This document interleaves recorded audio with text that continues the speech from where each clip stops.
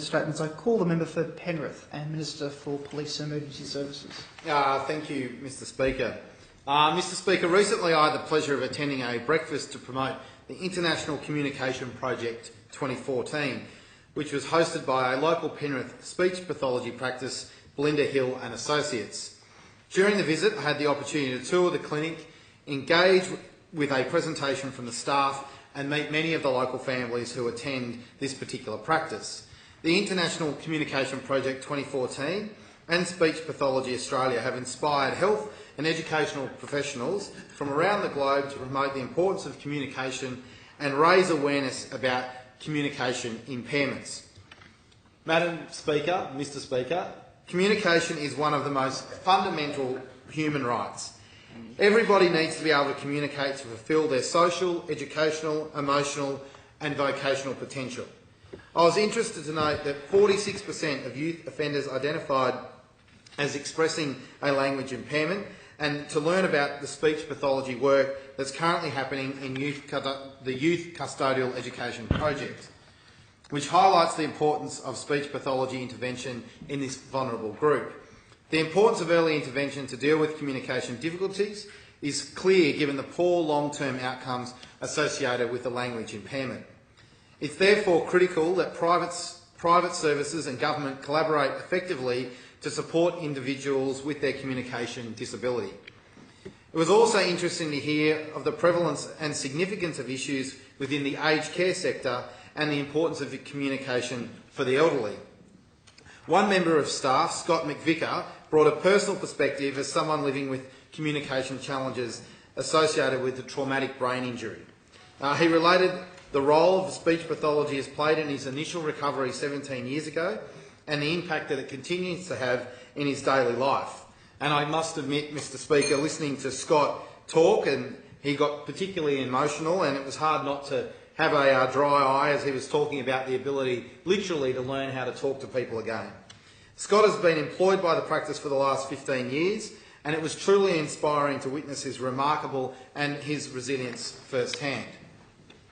The breakfast was attended by a diverse cross-section of people, all who value communication and the positive role that speech pathology has across all ages, from young to old people, and particularly the impact of families.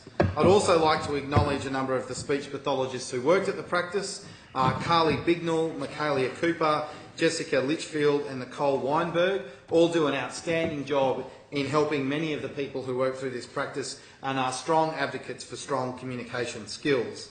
I'd also like to recognise for their efforts in facilitating the morning's presentations the staff members who also assisted: Melissa Haynes, Betty Jones, Jenny McVicker and Scott McVicker. I would particularly like to thank the practice director, Belinda Hill, for championing the cause of the International Communication Project. Belinda was recently appointed to the board of Speech Pathology Australia, and she has operated a practice in the Penrith area for more than 20 years. She is also a clinical education manager within the Department of Linguistics at Macquarie University. Belinda has authored a number of programs which are currently used by schools right across the country, as well as raising thousands of dollars for a number of local causes. She's truly a local champion in the Penrith region, and I know a number of the people that work for her recognise just how dedicated she is to her profession, but also to her local community.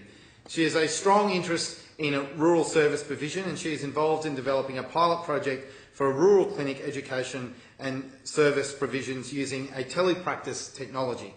She is also working on a project that will coordinate free or low-cost student speech and audiology services to at-risk Indigenous children.